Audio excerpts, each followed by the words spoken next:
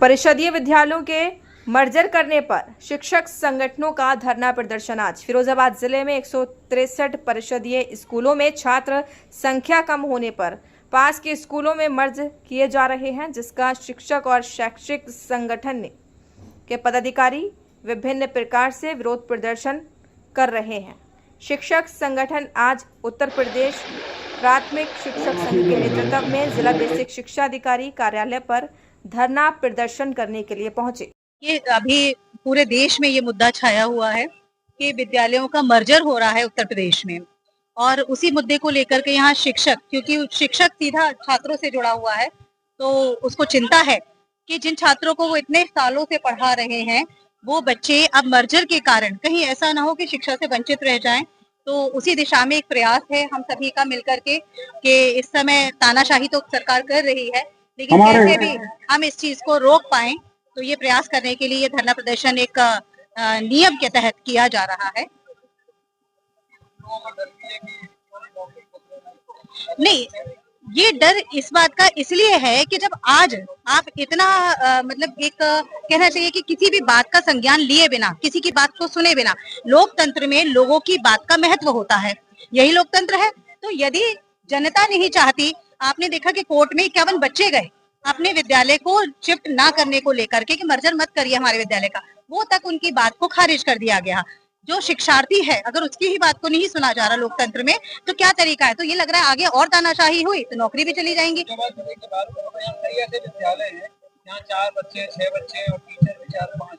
चार और 6 में अगर आप कहीं मर्ज करते हैं, कोई विषय नहीं है, लेकिन 30 पे एक अध्यापक का वैसे भी प्रावधान होता है। क्या 30 छात्रों की वैल्यू नहीं है? आपको पता है विदेशों में तो एक-एक छात्र के लिए विद्यालय खोले हैं, ट्रेन संचालित है, बस संचालित है, उनके लिए पूरी प्रशासन लग जाता है कि कोई एक छात्र शिक्षा से वंचित नहीं रहना चाहिए, क्योंकि शिक्षा प्राप्त करना एक मौलिक अधिकार है। तो मौलिक अधिकार से आप कैसे विरक्त कर सकते हैं किसी को भी? एक चीज और है कि कहा जा रहा है कि हम जो मर्जर कर रहे हैं, तो मर्जर में कोई भी छात्र शिक्षा से वंचित नहीं रहेगा, उसे पास के स्कूल में पेयरिंग कह रहे हैं। लेकिन आपको बताएं कि आपका भी बच्चा हो तो आप नियरेस्ट भेजने की कोशिश करेंगे, क्योंकि उसकी सुरक्षा की भी जिम्मेदारी होती है, चाहे ऑटो लगा हो चाहे बस लगी हो। फिर भी आप ये नहीं कहेंगे कि यहाँ से हम बहुत दूर आगरा भेजते हैं बच्चे को, बहुत अच्छे कॉलेज हो तो भी। तो सिमिलरली यहाँ अगर अभिभावक अपने बच्चे को दूर तक नहीं भेजा, और जो बेटियों की शिक्षा, पहले आपने ध्यान होगा, आपकी माँ होंगी, तो जहां तक विद्यालय आपके गांव में रहा होगा, माँ का गांव में रहा होगा, वहां तक माँ ने शिक्षा प्राप्त की, उसके आगे उसकी शिक्षा बंद हो गई। तो जो बेटियों की शिक्षा को जैसे तैसे हम धरातल पर लेकर के आए, ये बेसिक का मास्टर ही था जो लेकर के आया, बालिकाओं को शिक्षित किया। अब उसी चीज को बंद किए दे रहे हैं। जब वो अन्य गांव में बेटियों को नहीं भेजेंगे, तो कहीं ना कहीं आप देखिएगा कि बेटियों का शिक्षा स्तर डाउन हो जाएगा। सरकार को भी एक, जैसे प्राइवेट में बस चलती है, ऊपर चलते हैं, सरकार को चलानी चाहिए। नगर में पहले भी योजना थी, आज तक किसी नगर में आप हमें बता दीजिए कि विभाग के द्वारा कोई बस संचालित की जा रही है, जबकि आश्वासन हमें वर्षों से दिए गए। हमारे यहाँ नगर में पहले भी मर्जर हुए और ये कहा गया कि बस संचालित की जाएंगी, बच्चों को उनके घर से विद्यालय तक पहुंचा जाएगा। आज तक एक बच्चे को ऐसा कोई भी यातायात का साधन उपलब्ध नहीं कराया गया। तो ये आगे भी झूठ ही सिद्ध होने वाला है।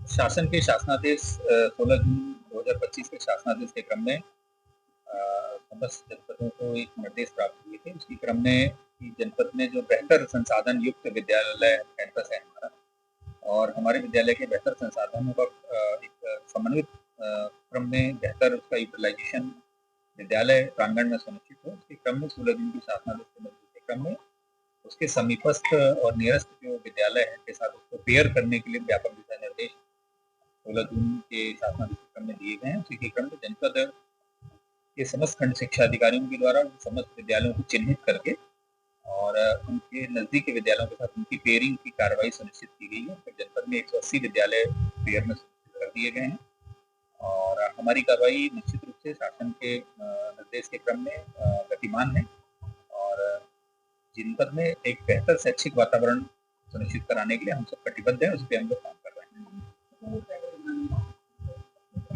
नहीं, थोड़ा सा कुछ है, लेकिन संगठन कोर्ट में भी थे, बट कोर्ट ने बिल्कुल स्पष्ट कर दिया है, और उसी के क्रम में हम लोग काम कर रहे हैं। और निश्चित रूप से जैसे शासन का जो निर्देश प्राप्त होगा उसके क्रम में हम लोग कार्य करेंगे।